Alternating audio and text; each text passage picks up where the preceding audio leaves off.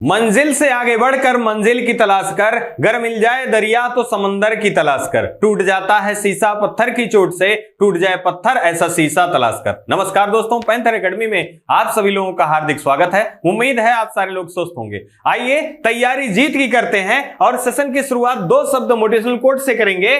कई जीत बाकी है, कई हार बाकी है, अभी जिंदगी का सार बाकी है, यहां से चले हैं नई मंजिल के लिए, यह तो एक पन्ना था अभी पूरा किताब बाकी है। इसी क्रम में आपसे यही उम्मीद है कि आप सेशन में शुरुआत से लेकर अंत तक बने रहिए। निश्चित ही इस सेशन से हम लोगों को काफी लाभ होने वाला है। बहुत अच्छी अच्छी जानकारियां हम सीखने वाले हैं जो कि आने वाली परीक्षाओं के लिए अत्यंत महत्वपूर्ण होगा। आइए हम लोग सेशन की शुरुआत करें और इस सेशन के पहले प्रश्न को देखें जो कि अत्यंत महत्वपूर्ण है। हाल ही में विश्व वरिष्ठ नागरिक दिवस का आयोजन कब किया गया? तो यहां पहला विकल्प है 21 अगस्त, दूसरा 7 अगस्त, तीसरा 13 अगस्त, चौथा दिया गया 12 अगस्त। यहां जो सही हमारा विकल्प होगा मित्रों, ये नंबर इसका सही होगा, विकल्प ए। 21 अगस्त को विश्व वरिष्ठ नागरिक दिवस के रूप में मनाया जाता है। यह सबसे पहले यूएसए में 1988 ईस्वी में यहां के राष्ट्रपति जी के द्वारा मनाया जाना प्रारंभ किया गया और साथ ही साथ यूनाइटेड नेशन के द्वारा 1990 में इस दिवस को मनाए जाने की घोषणा की गई। अब यहां पर एक टर्म है आपको लिए कि वरिष्ठ नागरिक या वरिष्ठ नागरिक के नाम से किसे जाना जाता है, वरिष्ठ नागरिक कौन होते हैं? तो आपको ध्यान रखना है कि समाज के ऐसे व्यक्ति जिनकी अवस्था या जिनकी उम्र 60 वर्ष से अधिक होती है उन्हें वरिष्ठ नागरिकों की श्रेणी में गिना जाता है। इसी क्रम में यह दिवस मनाया जाता है 21 दिवस, जो कि वरिष्ठ नागरिकों के लिए समर्पित है। अगर हम बात कर ले यही अन्य दिवसों के बारे में मित्रों, तो 7 अगस्त को राष्ट्रीय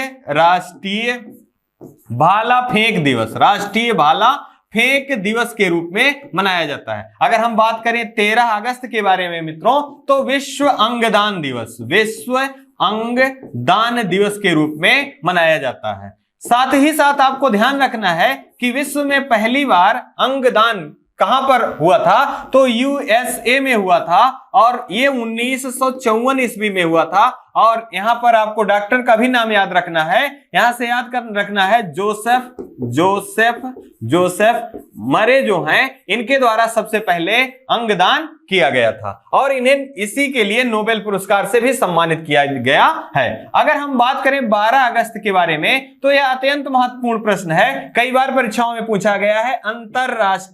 अंतरराष्ट्रीय युवा दिवस, अंतरराष्ट्रीय युवा दिवस कब आयोजित किया जाता है या कब मनाया जाता है? तो प्रत्येक वर्ष 12 अगस्त को अंतरराष्ट्रीय युवा दिवस मनाया जाता है। यहां पर एक चीज और ध्यान रखना है, राष्ट्रीय युवा दिवस, अगर आपसे प्रश्न में राष्ट्रीय युवा दिवस पूछा जा रहा है तो आप ध्यान रखिए राष्ट्रीय युवा दिवस जो है मित्रों, ये 12 जनवरी को मनाया जाता है, जो कि स्वामी विवेकानंद जी से संबंधित है। अगर हम बात करें यहीं पर विश्व हाथी दिवस, विश्व हाथी दिवस कब आयोजित किया जाता है? तो विश्व हाथी दिवस भी 12 अगस्त को प्रतिवर्ष आयोजित किया जाता है। अगर हम बात करें हाथी बचाओ प्रोजेक्ट कब प्रारंभ किया गया था? तो 1992 ईस्वी में हाथी बचाओ प्रोजेक्ट लागू किया गया था।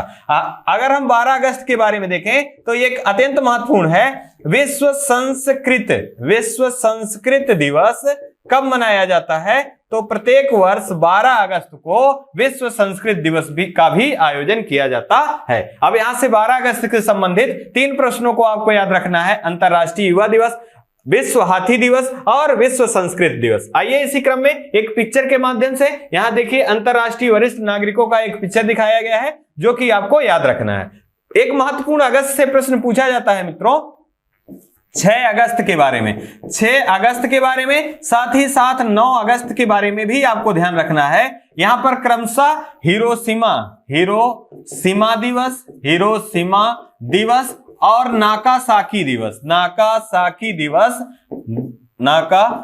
दिवस कब मनाया जाता है प्रत्येक वर्ष? तो 6 अगस्त को हिरोशिमा दिवस और 9 अगस्त को नागासाकी दिवस मनाया जाता है। ये दोनों शहर कहां से संबंधित हैं? जापान से संबंधित हैं और यूएसए के द्वारा परमाणु बम फेंके जाने के कारण ये चर्चा में रहे और यहाँ काफी जनहानि हुई थी। इसी कारण प्रत्येक वर्ष हिरोशिमा और नागासाकी 6 अगस्त और 9 अगस्त को मनाया जाता है। आइए इसी क्रम में हम लोग अगला प्रश्न देख लेते हैं जो कि अत्यंत महत्वपूर्ण है। हाल ही में चर्चा में रहा भारत का पहला हाइड्रोजन ईंधन से बस का शुभारंभ किसके द्वारा किया गया? मतलब यहां पहला जो हाइड्रोजन ईंधन से बस जो संचालित होगा उसका शुभारंभ किसके द्वारा किया गया? तो पहला हमारा विकल्प जो है डॉक्टर वीरेंद्र सिंह, दूसरा डॉक्टर जितेंद्र सिंह, तीसरा पीयूष गोयल, चौथा अमिताभ कांत। यहां जो सही हमारा विकल्प है मित्रों, विकल्प नंबर बी सही होगा। डॉक्टर जितेंद्र सिंह जी के द्वारा पुणे से हाइड्रोजन ईंधन से चलने वाले बस का शुभारंभ किया गया। अब यहां पर हाइड्रोजन से एक महत्वपूर्ण आपको जानकारी याद रखनी है मित्रों। हाइड्रोजन कई परीक्षाओं में पूछ लिया जाता है कि हाइड्रोजन के समस्थानिक कितने होते हैं? तो समस्थानिक क्या होते हैं? जिनका परमाणु क्रमांक समान होता है और द्रव्यमान संख्याएं भिन्न होती हैं, ऐसे तत्वों को समस्थानिक कहते हैं। अगर हम बात कर लें हाइड्रोजन के समस्थानिकों के, तो हाइड्रोजन के 3 समस्थानिक हैं। 1H1 जिसे कहा जाता है प्रोटियम। क्या कहा जाता है मित्रों? प्रोटियम। दूसरा है 1H2 जिसको कहा जाता है ड्यूटेरियम। साथ ही साथ 1H3 इसे कहा जाता है ट्राइटियम। ये ट्राइटियम, ये तीनों क्या हैं? हाइड्रोजन के समस्थानिक हैं, आपको याद रखना है। साथ ही साथ एक प्रश्न और भी है कि भविष्य का ईंधन किसे कहा जाता है? तो भविष्य का ईंधन किसे कहा जाता है? हाइड्रोजन को भविष्य का ईंधन भी कहा जाता है। ये चर्चा में क्यों है? आपको ध्यान रखना है क्योंकि ये 100% से पर्यावरण प्रदूषण से मुक्त है, साथ ही साथ सस्ता है और इसकी जो लागत है, मतलब इसका जो एवरेज ड्यूरेशन है, चलने की दर है, वो भी अन्य की तुलना में अधिक है। इसी कारण ये चर्चा में रहा है। अगर हम अन्य प्रश्नों के विकल्पों के रूप में देखें मित्रों, तो हाल ही के दिनों में हम लोगों ने डॉक्टर वीरेंद्र सिंह जी से एक महत्वपूर्ण प्रश्न देखा है। सामाजिक न्याय अधिकारिता मंत्रालय की पहल है नमस्ते योजना। ये किससे जुड़ा हुआ है? तो सामाजिक न्याय अधिकारिता मंत्रालय की पहल है नमस्ते योजना। साथ ही साथ अगर हम बात करें यहीं पीयूष गोयल जी के बारे में, तो भारत के वाणिज्यिक केंद्रीय मंत्री कौन है? तो पीयूष गोयल जी हैं। और अमिताभ कांत जी के बारे में अगर हम बात करें, तो एक प्रश्न आपको याद रखना है कि G20 देशों की 2023 में होने वाली बैठक, जो कि भारत की अगुवाई में होना है या भारत इसकी मेजबानी करेगा, तो इसके शेरपा किसे नियुक्त किया गया है? तो अमिताभ कांत जी को नियुक्त किया गया है। आइए इसी क्रम में एक पिक्चर के माध्यम से देखें। यहां देखिए जितेंद्र सिंह जी का पिक्चर दिखाया गया है। आपको ध्यान रखना है विज्ञान और प्रौद्योगिकी मंत्री भारत के कौन है? तो जितेंद्र सिंह जी हैं। और ये हाइड्रोजन से चलने वाला बस का पिक्चर आपको दिखाया गया है। इसकी मुख्य उपयोगिता यह है कि इससे प्रदूषण 0% प्रदूषण है, साथ ही साथ यह जो किफायती दर इसकी है और इसका एवरेज जो है नॉर्मल की तुलना में अधिक है। इसी कारण यह चर्चा में रहा है। आइए इसी क्रम में हम लोग अगला प्रश्न देख लें। हाल ही में आर्टेमिस 3 किस देश का मिशन है? मतलब हाल ही में चर्चा में रहा आर्टेमिस 3 जो है ये किस देश से संबंधित है? तो हम यहाँ देखिए पहला दिया गया भारत, दूसरा अमेरिका, तीसरा रूस, चौथा यूएसए। यहाँ जो हमारा सही विकल्प होगा मित्रों, यह सही है विकल्प नंबर बी। आर्टेमिस जो है ये चंद्र मिशन है या चंद्रमा का मिशन है और इसे नासा के द्वारा तैयार किया गया है। अब यहां नासा के बारे में अगर हम बात करें, इसकी स्थापना कब की गई थी? तो 1969 ईस्वी में नासा की स्थापना की गई थी और ये यूएसए की अंतरिक्ष एजेंसी है। अब यहीं पे अगर हम बात कर लें भारत से संबंधित, तो भारत की जो अंतरिक्ष एजेंसी है इसे इसरो के नाम से जाना जाता है। अगर हम बात करें इसरो की स्थापना, तो इसकी स्थापना 1969 ईस्वी में, मतलब 15 अगस्त 1969 ईस्वी में इसकी स्थापना की गई थी। इसका मुख्यालय कहाँ है? तो इसका मुख्यालय बेंगलोर में है और वर्तमान में इसके प्रमुख कौन है? तो शोभनाथ जी जो हैं इसके प्रमुख हैं। साथ ही साथ हम अगर बात करें रूस के बारे में, तो रूस का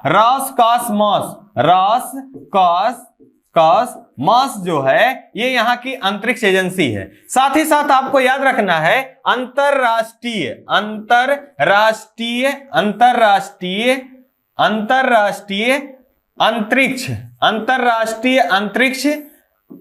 अंतरिक्ष स्टेशन से हाल ही में किस देश ने अलग होने की घोषणा की है? तो रूस ने अलग होने की घोषणा की है। अगर हम बात कर लें यहीं पर यूएई के बारे में, तो कई परीक्षाओं में यह प्रश्न बना है कि होप मिशन का संबंध किस देश से है? तो आपको याद रखना है होप मिशन का संबंध यूएई से है। अगर आपसे बात कर लिया जाए नूर उपग्रह का संबंध किस देश से है? तो नूर ईरान का है, जबकि नूरी जो है ये दक्षिण कोरिया का उपग्रह है। ये सारे प्रश्न कहीं ना कहीं परीक्षाओं में पूछे गए हैं और आने वाली परीक्षाओं में भी इनका वेटेज है, इसी कारण आप इनको जरूर याद रखिएगा। आइए इसी क्रम में एक पिक्चर के माध्यम से देखते हैं। देखिए आर्टेमिस यहाँ पिक्चर दिया गया है। अब एक प्रश्न और भी हाल ही में चर्चा में रहा है, PSLV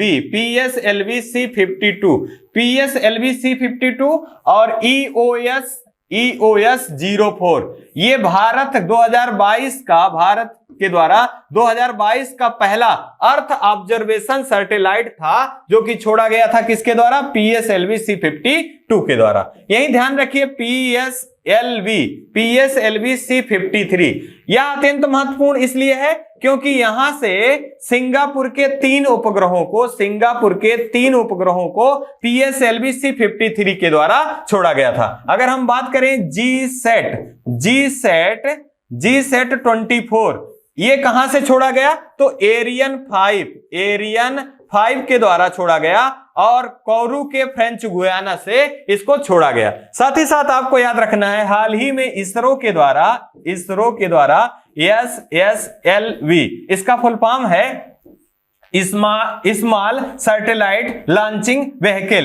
ये इसरो के द्वारा छोटे उपग्रहों को लॉन्च किए जाने के लिए नई तकनीकी का उपयोग किया गया है। ये भी हाल ही में चर्चा में रहा है और इसके द्वारा आजादी सेट का सफल परीक्षण भी किया गया। आइए इसी क्रम में हम लोग अगला प्रश्न देख लें। अगला है हाल ही में चर्चा में रहा, कौन सा भारतीय राज्य देश का पहला नाइट सफारी शुरू करने वाला राज्य बना? यहां देखिए पहला है उत्तर प्रदेश, दूसरा गुजरात, तीसरा राजस्थान और चौथा दिया गया छत्तीसगढ़। यहां जो हमारा सही विकल्प है मित्रों, यह उत्तर प्रदेश पहला नाइट सफारी लागू करने वाला या शुरू करने वाला पहला राज्य बना है। ये कहां लागू किया जाए, कहां शुरू किया जाएगा? तो लखनऊ के कुकरेल में यह प्रारंभ किए जाने की घोषणा की गई है। हाल ही में चर्चा में रहा है तराई हाथी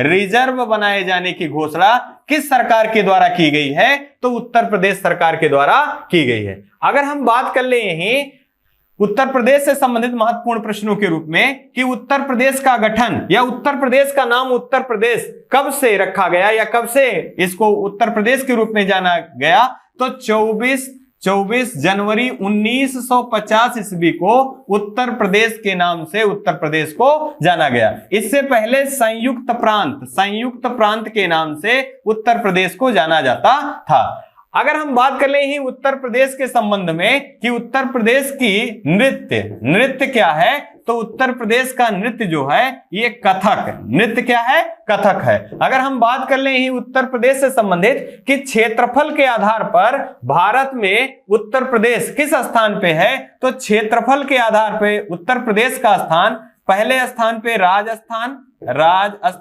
दूसरे स्थान पे मध्य प्रदेश और तीसरे स्थान पे महाराष्ट्र और चौथे स्थान पे अपना उत्तर प्रदेश आता है। अगर हम बात कर ले जनसंख्या के आधार पर मित्रों, तो जनसंख्या के आधार पर भारत का पहला राज्य कौन है? उत्तर प्रदेश है। अगर हम बात करें यहीं पर कि क्षेत्रफल के हिसाब से उत्तर प्रदेश में भारत की कितनी प्रतिशत जनसंख्या निवास करती है, तो 16.5% जनसंख्या, भारत की जनसंख्या उत्तर प्रदेश में निवास करती है। अगर हम बात करें भूभाग की कि उत्तर प्रदेश कितने प्रतिशत भूभाग को कवर करता है, तो 7.33% जो है ये टोटल भारत के भूभाग की हिस्सेदारी किसकी है, ये उत्तर प्रदेश की है। साथ ही साथ अगर हम कुछ महत्वपूर्ण प्रश्नों को और देख लें कि लोकसभा की सर्वाधिक सीटें, विधानसभा की सर्वाधिक सीटें, और अगर हम बात करें राज्यसभा की सर्वाधिक सीटें और विधान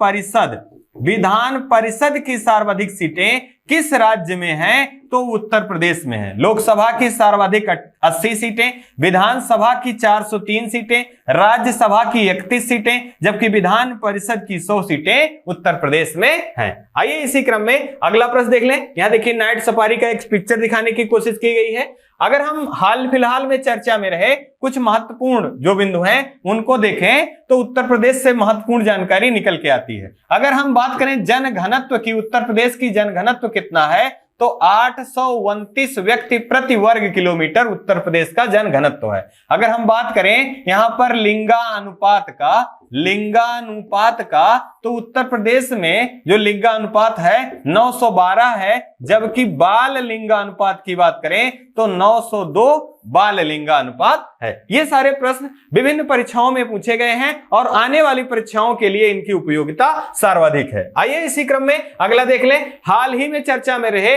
5 बार के विश्व चैंपियन मैग्नस कार्लसन को किसने पराजित किया? पहला दिया गया है वी प्रणव, दूसरा राहुल श्रीवास्तव, तीसरा विश्वनाथन आनंद, चौथा आर प्रज्ञानंद। यहां जो हमारा सही विकल्प होगा मित्रों, ये विकल्प नंबर डी सही होगा। आर प्रज्ञानंद ने लगातार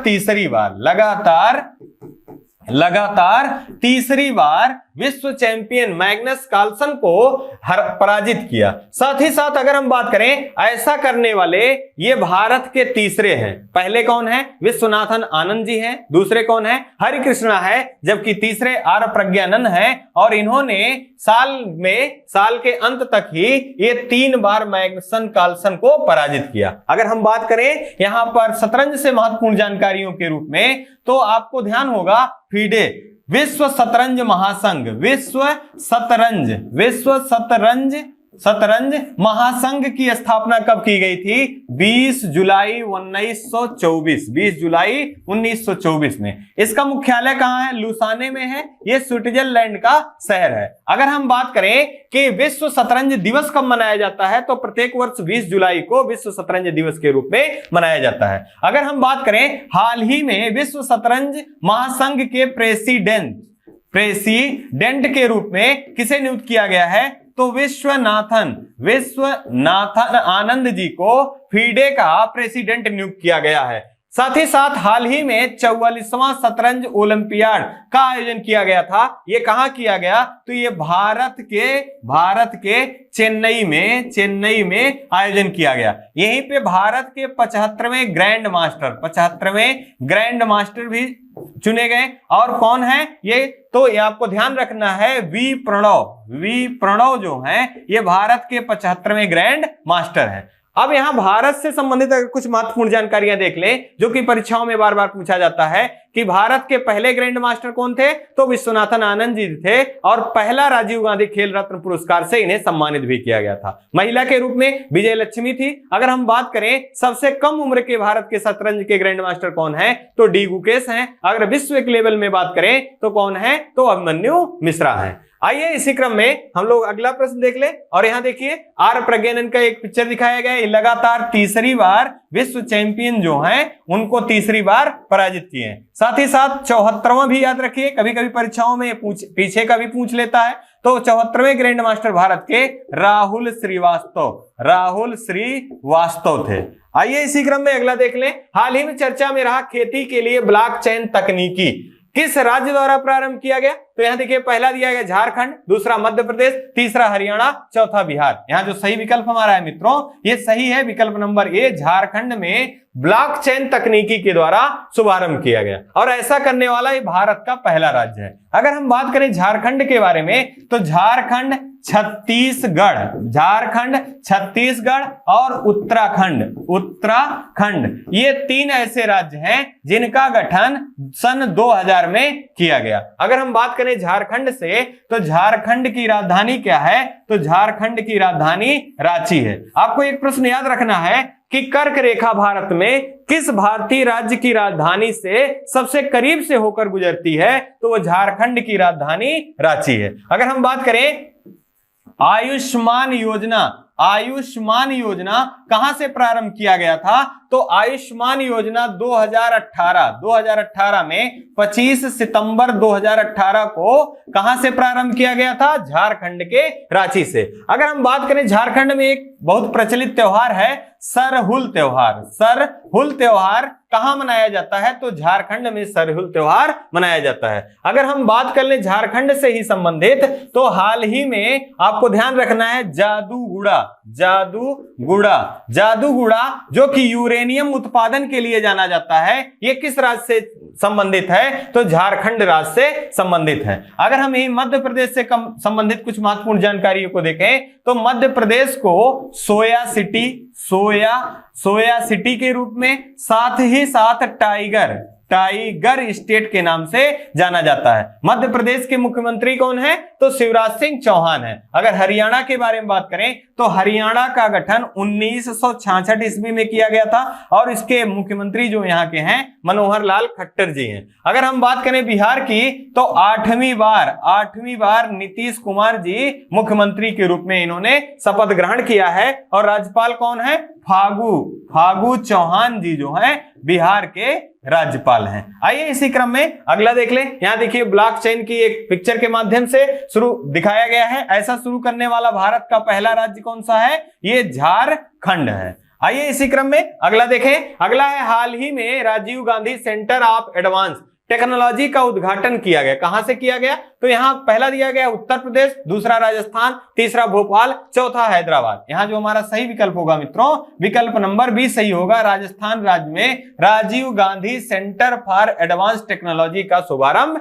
किया गया। अब राजस्थान से अगर बात करें, राजस्थान की राजधानी क्या है? जयपुर है। इसे पिंक सिटी के नाम से भी जाना जाता है। आपसे प्रश्न पूछा जाता है कि भारत में पिंक सिटी के नाम से किस शहर को जाना जाता है? तो जयपुर को पिंक सिटी के नाम से जाना जाता है। अगर हम बात करें मुख्यमंत्री की, तो अशोक गहलोत जी जो हैं यहाँ के मुख्यमंत्री हैं। और अगर बात करें राज्यपाल जी के बारे में, तो कलराज मिश्रा जी यहाँ के राज्यपाल हैं। और इसके गठन कब हुआ था राजस्थान का? तो 1949 ईस्वी में इसका गठन हुआ था। हाल ही में राजस्थान ने अपना 72वां स्थापना दिवस मनाया है। अगर हम बात करें राजस्थान राज्य के कुछ महत्वपूर्ण योजनाओं के बारे में, आपसे पूछ लिया जाए बोल्ड योजना का संबंध, अनुकृति योजना का संबंध, साथ ही साथ चिरंजीवी योजना का संबंध किस राज्य से है? तो ये तीनों योजनाओं का संबंध जो है मित्रों, यह राजस्थान राज्य से है। अगर हम यही बात कर लें, भारत का 52वां टाइगर रिजर्व कहां पर स्थित है या कौन सा है? तो रामगढ़ विस्तारी जो है भारत का 52वां टाइगर रिजर्व है, जो कि राजस्थान राज्य से संबंधित है। अगर हम बात करें भारत का सर्वाधिक खारे पानी की झील कौन सी है? तो ये सांभर झील है। सांभर झील जो है ये भारत की सबसे अधिक खारे पानी की झील है। अब ये चर्चा में भी रही है। साथ ही साथ आपको ध्यान रखना है, राजस्थान में कितनी आर्द्र भूमियां हैं? 2 आर्द्र भूमियां हैं। एक सांभर झील है, दूसरा केवलादेव पक्षी अभयारण्य है। आइए इसी क्रम में अगला देख ले। यहां देखिए राजस्थान से संबंधित कुछ महत्वपूर्ण पिक्चर दिखाया गया है, आपको ध्यान रखना है। इसी क्रम में अगला देख लें। हाल ही में किसके द्वारा आगामी 25 सालों के लिए पंचप्रण लक्ष्य की घोषणा किया गया? पहला दिया गया है अमित शाह, दूसरा दिया गया पीयूष गोयल, तीसरा नितिन गडकरी और चौथा जो दिया गया नरेंद्र मोदी। यहां जो हमारा सही विकल्प होगा, नरेंद्र मोदी जी द्वारा दिल्ली के लाल किले के प्राचीर से 5 प्रण लिए जाने की घोषणा की गई। इससे पहले कुछ महत्वपूर्ण जानकारियां और भी हैं जिनको अगर हम देख लें तो हमारे लिए यह फायदेमंद होगा। अगर हम बात करें कि भारत में सर्वाधिक बार लाल किले से झंडा फहराने का सौभाग्य किसे प्राप्त हुआ, तो जवाहरलाल नेहरू जी को प्राप्त हुआ। इन्होंने 17 बार ध्वजारोहण किया। अगर हम बात करें यहीं पर इंदिरा गांधी जी के बारे में, तो इंदिरा गांधी जी ने यहां से 16 बार ध्वजारोहण किया। अगर हम बात करें मनमोहन सिंह जी के बारे में, तो इन्होंने 10 बार ध्वजारोहण किया। अगर हम बात करें गैर कांग्रेसी नेता, तो आपको ध्यान देना है कि गैर कांग्रेसी नेता के रूप में पहले ऐसे व्यक्ति हैं जिन्होंने दिल्ली के लाल किले से 9 बार ध्वजारोहण का सौभाग्य प्राप्त हुआ है। अब बात हो रही कि 25 सालों के लिए, तो आपको ध्यान रखना है मित्रों, क्योंकि भारत आजादी का 75वां वर्ष के रूप में इसे पूरे साल सेलिब्रेट कर रहा है। तो इसी क्रम में जब भारत के आजादी के 100 साल पूरे होंगे, वह 1947 से लेकर 2047 होगा। और 2047 के लिए 25 वर्षों को अमृत काल का समय कहा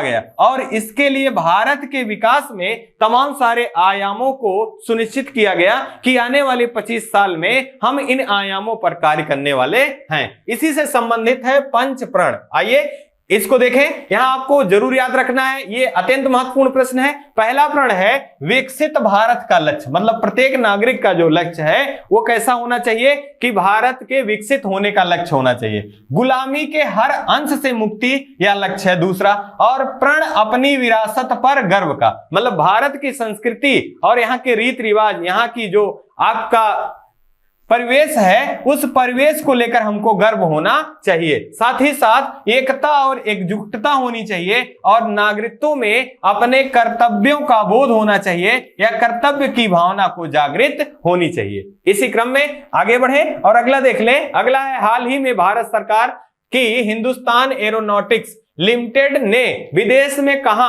अपना पहला मार्केटिंग कार्यालय स्थापित करेगा। अब यहां देखिए, पहला दिया गया स्पेन, दूसरा मलेशिया, तीसरा चीन, चौथा मिस्र। यहां जो सही हमारा विकल्प है, मलेशिया में भारत का हिंदुस्तान एरोनॉटिक्स लिमिटेड अपना पहला कार्यालय स्थापित करेगा, मार्केटिंग कार्यालय। अब मलेशिया की राजधानी क्या है? मलेशिया की राजधानी कुआलालंपुर है। अगर हम बात करें हिंदुस्तान एरोनॉटिक्स लिमिटेड का, तो इसकी स्थापना कब की गई थी? 1963 ईस्वी में इसकी स्थापना की गई थी और भारत में इसकी 16 इकाइयां कार्यरत हैं और अनुसंधान भी इसके भारत में कार्यरत हैं। इसका मुख्य कार्य क्या होता है? तो रक्षा के क्षेत्र में जो उपकरण बनाए जाते हैं या रक्षा के क्षेत्र में जेट विमाने या विमाने जो बनाई जाती हैं उनका डिजाइन करना, साथ ही साथ उनका असेंबलिंग करना और उनका मार्केटिंग करना इनका मुख्य उद्देश्य है।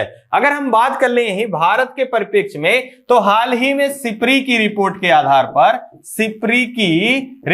आधार पर विश्व में सर्वाधिक हथियार आयातक देश के रूप में पहले स्थान पे कौन है? तो भारतवर्ष है। अगर हम सिप्री की दूसरी रिपोर्ट को देखें कि सैन्य खर्च में भारत का स्थान कहां पर है, तो यहां पर भारत का स्थान तीसरा है। पहले स्थान पे कौन है मित्रों? पहले स्थान पर यूएसए है, दूसरे पर चीन है, तीसरे पर भारत है। अगर हम बात करें विंड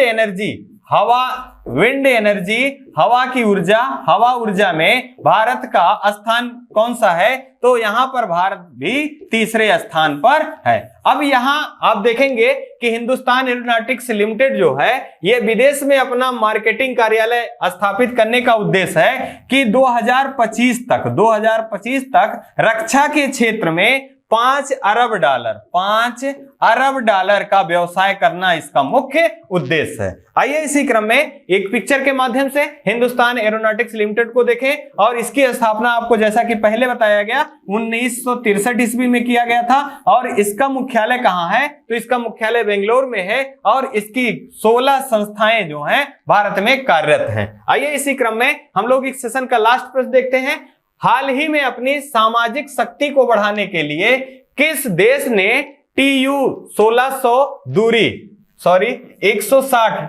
160 लंबी दूरी का बॉम्बर खरीदेगा? मतलब भारत अपनी सामरिक शक्ति को बढ़ाने के लिए किस देश से TU-160 लंबी दूरी का बम्बर खरीदेगा? तो यहां पहला दिया गया है अमेरिका, दूसरा जापान, तीसरा रूस, चौथा इजराइल।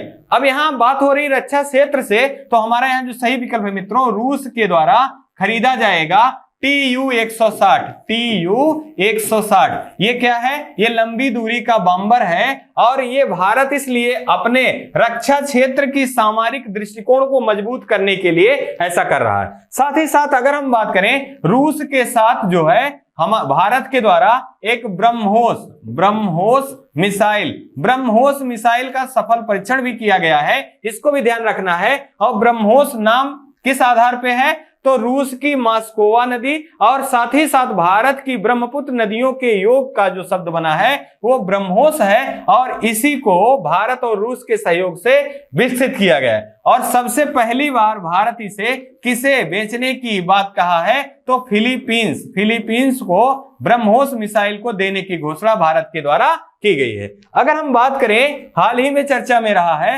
राफेल। आपसे पूछा जाता है कि राफेल भारत को किस देश के द्वारा प्राप्त हुआ था? तो फ्रांस के द्वारा राफेल भारत को प्राप्त हुआ था। अगर हम बात कर ले यहीं पर आयरन